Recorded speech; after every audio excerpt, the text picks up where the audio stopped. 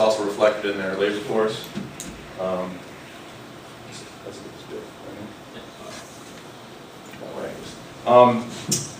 The latest data I have says that GE operates in 160 countries, 323,000 employees worldwide. Since 2006, over half of GE's employees have been in countries and regions outside the United States.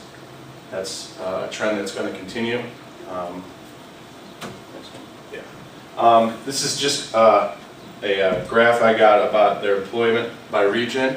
As you can see, employment's been tapering off in the United States, but in Europe, and particularly in the Middle East in the last few years, this looks like a small jump, but it represents a 71% increase in employment in the region. So that comes to 152,000 employees in the United States, 95,000 in Europe, 50,000 in Asia, 19,000 in the Americas, and 7,000 in the Middle East and Africa. In trying to maintain its global presence, CEO Jeffrey Immelt said that GE believes in developing the talents of new employees with programs designed to give in-depth experience and build skills that are crucial to long-term success. One of these programs is how they hire out of universities. They hire about 1,200 students annually around the world. 235 of those employees last year were from Asia, 238 were from the Europe and the Middle East, and another 733 were from the North and South America. In addition to their hiring, Jeffrey Immelt also said that GE's heritage is built on continuous learning, which is why we invest more than $1 billion annually in training and education programs. GE opened its first corporate leadership center in New York in 1956. It's now known as the John F. Welch Leadership Center, named for the famed CEO.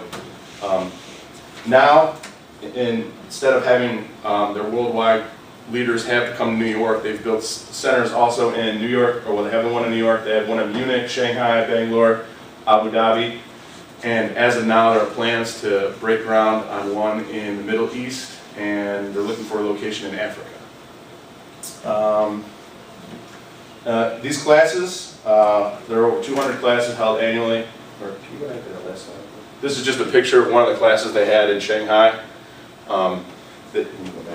The classes are taught mainly in English, but in certain skills, such as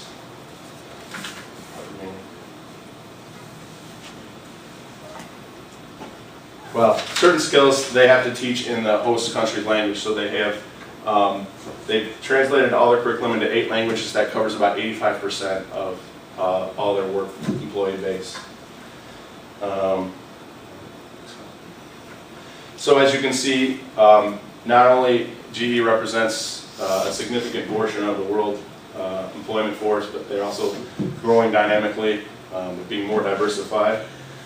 This also helps them in their international strategy. It's tough to classify GE as a corporation, what its international strategy is.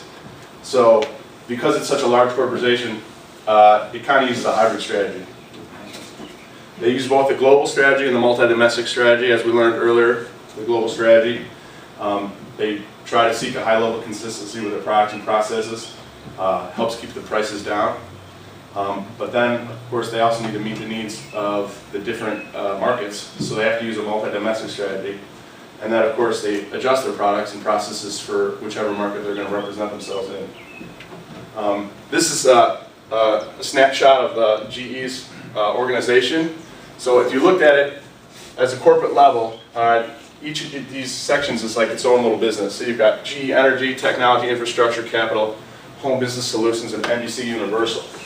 So when I say they use both a global and a multi-domestic strategy, the two main areas, GE Energy and GE Capital, is where they use a global strategy. Because the products are all very similar around the world, you know, a gas pipeline in the United States is the same as a gas pipeline in the Middle East.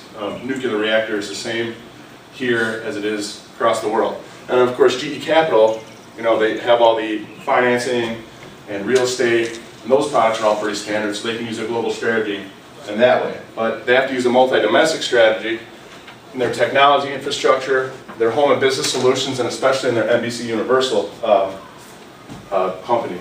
Because in those markets, the needs around the world are different. So they adopt a multi-domestic strategy in those areas as well.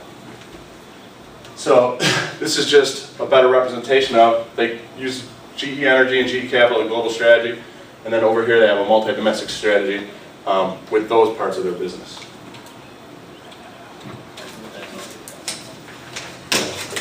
Do you think it's like a matrix? What's Is it that? like a matrix, the design? Is it like a matrix, or one is global and one? Yeah. So, or a hybrid? It's a hybrid. Oh, okay.